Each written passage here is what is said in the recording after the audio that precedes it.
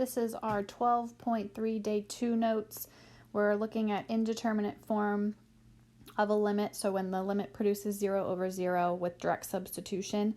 And today we're going to focus on complex fractions. So when the function has some complex fractions, what we want to do is convert everything to a simple single fraction. So getting common denominators is what we're going to be doing a lot today. So we're going to take a look at example number 4 first, and as you can see, we definitely have some complex fractions here. So I'm going to focus on the numerator first and get a common denominator there. And it looks like the denominator actually already has a common denominator, so I will subtract those. All right, so in our numerator, I'm going to change the -1 to a 5 over 5 in order for it to have the same denominator. So this is 4x minus 3 minus 5 over 5 all over, and now I'm subtracting those two fractions in red. So this is x plus 4 minus 6 over 5. Okay, now what I started to do is some simplifying. So I took that very top numerator in yellow and combined like terms. So I got 4x minus 8, and that is still over 5, all over. Now I am taking this numerator in green and just simplifying it. So this is going to be x minus 2 over 5. So now this is starting to simplify and not be so complex. So now I'm going to multiply by the reciprocal.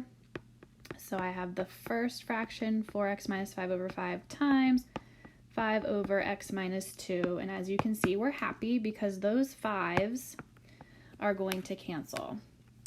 So now what we are left with is 4x minus 8 over x minus 2. At this point, try direct substitution. We are still getting the 0 over 0 issue. So now we need to look to factoring to help us out. So in the numerator, I can factor out a 4. And there's that x minus 2 causing us the issue. So now those x minus 2's cancel, and we are left with 4. All right, looking at example 5. So this does produce 0 over 0 for direct substitution, and we can definitely see that we have a lot of complex fractions. So we need to start getting common denominators. So I am going to look just at this numerator with those two fractions. So your common denominator is going to have to be x plus 8 times x plus 4. So what's happening to the first fraction is I'm multiplying top and bottom by x plus 4. And what's happening to the second fraction is we're multiplying top and bottom by x plus 8.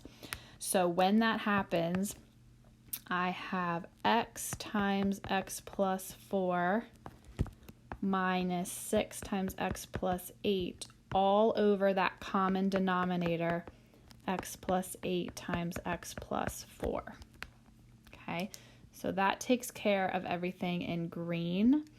And then your denominator, this is fairly simple at this moment, is just going to be x minus 8. So now I'm just going to start distributing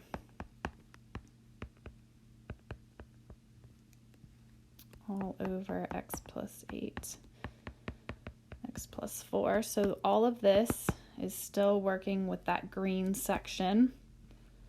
All over x minus 8, that's the blue section, the denominator there. And continuing to simplify, combining like terms, I have x squared minus 2x minus 48 all over, I'm not going to multiply this out yet because I'm hoping that some stuff will cancel. And then I'm going to go ahead and multiply by the reciprocal at this point. So in blue, this is x minus 8 over 1. So now I'm going to multiply by 1 over x minus 8. And I want the factor of x minus 8 to cancel somewhere in that numerator. So I am going to factor that numerator now. And I'm hoping for an x minus 8, so I'm going to try that. And it looks like it works with an x plus 6.